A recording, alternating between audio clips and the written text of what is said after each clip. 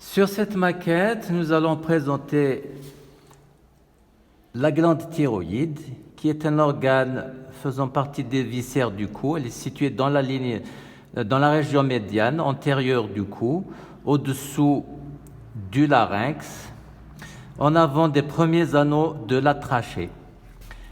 De part et d'autre, nous avons le passage du pédicule vasculo-nerveux principal du cou, constitué, comme on le voit ici, médialement par l'artère carotide commune, ou artère carotide primitive, et latéralement par la veine jugulaire interne, de chaque côté. Donc, nous apercevons au niveau de la glande thyroïde deux parties latérales qu'on nomme les lobes thyroïdiens. Ils sont joints dans la partie sur la ligne médiane par un segment rétréci qui s'appelle l'isthme thyroïdien. L'isthme thyroïdien recouvre le deuxième, le troisième et le quatrième anneau de la trachée. Donc il est de hauteur variable. Chaque lobe thyroïdien présente un lobe supérieur, un pôle supérieur et un pôle inférieur. Nous voyons l'arrivée au niveau du pôle supérieur, ici de chaque côté, l'arrivée de l'artère thyroïdienne supérieure, qui est la première branche de la carotide externe. Elle se divisera ici en trois rameaux qui vont donc vasculariser la partie haute de chaque lobe latéral de la thyroïde. Nous avons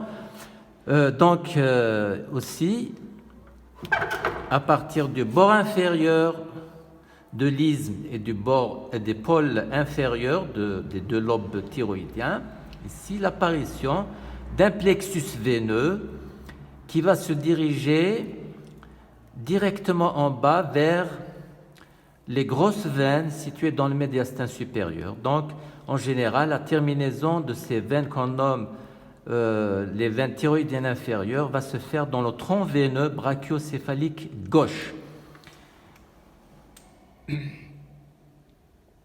Nous avons, parmi les rapports de la glande thyroïde, donc, des éléments qui ne sont pas visibles ici, qui se trouvent en arrière des lobes latéraux. On va juste les rappeler rapidement. C'est le nerf récurrent de chaque côté, les glandes parathyroïdes et les artères thyroïdiennes inférieures.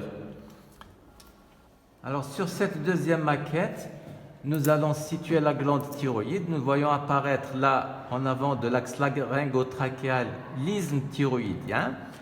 Et nous allons, si vous voulez, donc rapidement montrer les muscles qui appartiennent au plan de recouvrement de cette glande. Alors, nous voyons le muscle sternocléido-hyoïdien, là de chaque côté. Et plus bas, il y a les muscles sternothyroïdiens. Nous savons qu'ils vont délimiter ici une fente longitudinale à peu près de forme losangique, là, et qui va permettre d'aborder les organes antérieurs du cou tels que la trachée ou bien la thyroïde. C'est ce qu'on appelle le losange de la trachéotomie. Latéralement, ici, nous voyons le muscle homohyoïdien, et il y a un muscle qui est masqué à la partie haute et qui se dirige du cartilage thyroïde vers l'os hyoïde. C'est le muscle thyroïdien, il n'apparaît pas là. Et enfin, nous pouvons montrer là les deux grands muscles de la région latérale du cou, les sternocléidomastoïdiens, qui, englobés dans le fascia cervical superficiel, vont compléter les plans de recouvrement de la glande thyroïde.